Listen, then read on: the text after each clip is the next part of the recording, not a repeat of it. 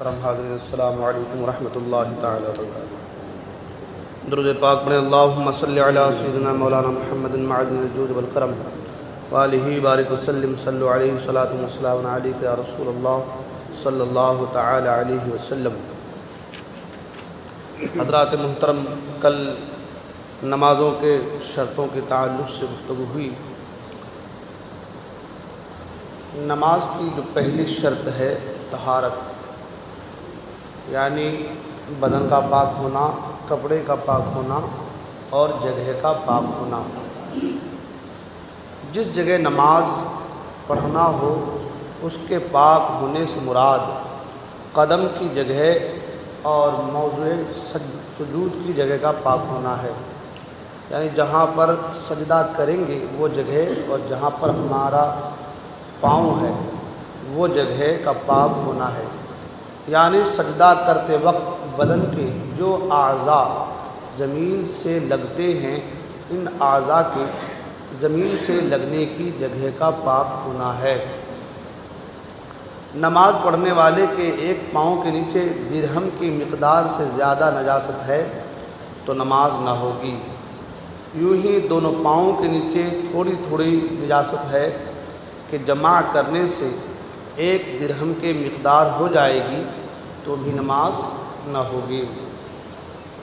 پیشانی پاک جگہ ہے اور ناک نجس جگہ پر ہے تو نماز ہو جائے گی، کیونکہ ناک درہم کی مقدار سے کم جگہ پر لگتی ہے، اور بلا ضرورت و مجبوری یہ بھی مکروہ ہے۔ اگر سجدہ کرنے میں کرتا و قمیض کا دامن وغیرہ نجس جگہ پر پڑتے ہوں تو حرج نہیں۔ اگر نجس جگہ پر اتنا باریک کپڑا بچھا کر نماز پڑھی کہ وہ کپڑا سطر کے کام میں نہیں آ سکتا، یعنی اس کے نیچے کی چیز جھلکتی ہو تو نماز نہ ہوئی۔ اور اگر شیشہ پر نماز پڑھی اور اس کے نیچے نجاست ہے، اگرچہ نمایاں بھی ہو تو بھی نماز ہو جائے گی۔ اگر موٹا کپڑا نجس جگہ پر بچھا کر نماز پڑھی اور نجاست خشک ہے کہ کپڑے میں جذب نہیں ہوتی اور نجاست کی رنگت اور بدبو محسوس نہیں ہوتی تو نماز ہو جائے گی کہ یہ کپڑا نجاست اور نمازی کے درمیان فاصل ہو جائے گا۔ اگر پاک و صاف جگہ میسر ہے تو نجس جگہ پر کپڑا بچھا کر نماز نہ پڑھے۔ مذکورہ بالا مسائل حالت مجبوری کی صورت میں ہے۔ ان تمام مسائل کو جو بیان کیے گئے اس سے کہنے کا مطلب یہ ہے کہ جہاں پر نماز ہم پڑھتے ہیں اس جگہ کا پاک ہونا یہ ضروری ہے۔ رہی بات آج کے زمانے میں الحمدللہ ہر جگہ مسجدیں ہیں، پاک زمینیں ہیں۔ کبھی کبھی ایسا ہوتا ہے کہ آدمی گھر سے باہر، شہر سے باہر کہیں گھومنے، کام کاج میں یا پھر کاروبار کے لائن میں یا پھر کھیتوں میں ہوتا ہے، تو کھیتوں میں ہونے کے باوجود بھی ابھی جو مسئلہ بیان کیا گیا کہ ناک کی جگہ، پیشانی کی جگہ اور جو اعضاء لگتے ہیں زمین سے ان جگہوں کا پاک ہونا ضروری ہے۔ تو الحمدللہ ابھی ایسی سچویشن تو نہیں ہے، لیکن مسئلہ ہے، اس لیے کہ مسئلہ کبھی بھی کسی بھی وقت کسی کے اوپر آ سکتا ہے ایسا معاملات۔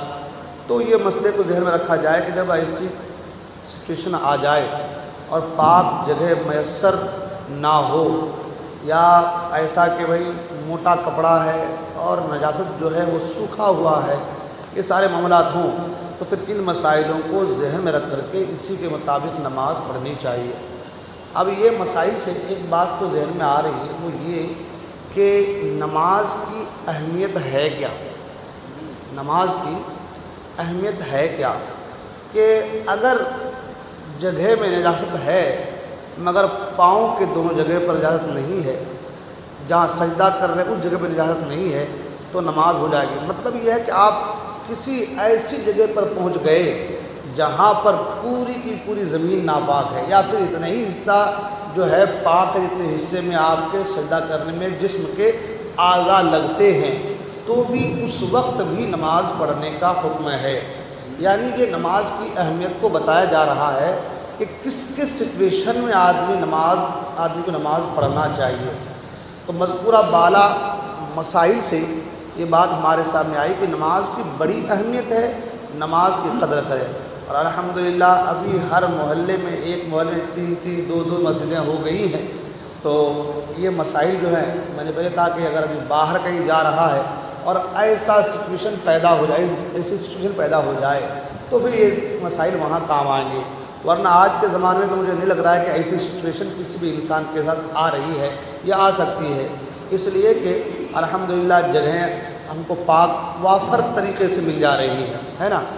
آپ کی کھیتی ہے، آپ گئے ہیں اپنے کام کاج کے سلسلے میں، کھیت کے سلسلے میں آپ کی کھیتی ہے یا آپ کی زمین ہے، الحمدللہ اگر وہ زمین جو ہے جہاں پہ آپ نماز پڑھ رہے ہیں تو ایسا تو ہے نہیں کہ پوری زمین جو ہے وہ نجاست سے بھری ہوئی ہے یا پوری کھیت میں آپ کے نجاست ہے، ایسا تو نہیں آتا سمجھ میں، ایسی بات سمجھ میں نہیں آتی۔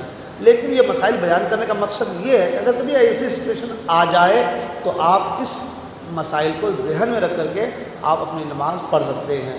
2 چیزیں اس سے ہمارے سامنے آئی، وہ ایک کہ نماز کی اہمیت کہ نماز ہر حال میں پڑھنی ہے، اور دوسری چیز یہ کہ اگر کبھی ایسی سچویشن آ جائے، ایسے معاملات آ جائے تو بھی آپ کو نماز پڑھنی، اور کیسے پڑھنی ہے؟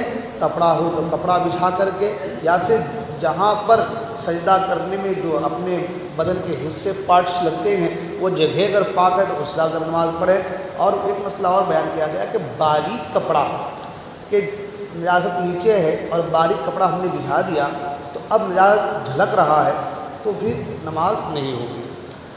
جیسے کہ عورتوں کے اس طرح عورت میں دوپٹے کے حوالے سے مسائل آپ نے سنا ہوگا، کیونکہ میں تو کئی سال اس کا درس دیا، 2-3 سال، کہ اگر باریک دوپٹہ اس طریقے سے پہنی ہے کہ جس سے بال چھلکتے ہوں تو بھی نماز نہیں ہوگی۔ تو وہی مسئلہ سیم یہاں ہے کہ اگر آپ نجاست پہ ایسا باریک کپڑا بچھا دے رہے ہیں جس سے جو ہے وہ نجاست جھلک رہی ہے، سامنے آ رہی ہے، تو بھی نماز نہیں ہوگی۔ یہ مسائل کچھ مسائل تھے نماز طہارت کے حوالے سے، انشاءاللہ الرحمن پھر آگے اس کے تعلق سے اور مسائل بیان کرنے کی کوشش کریں گے۔ اللہ تبارک و تعالیٰ ہم تمام کو کہنے سننے عمل کرنے کی توفیق عطا فرمائے۔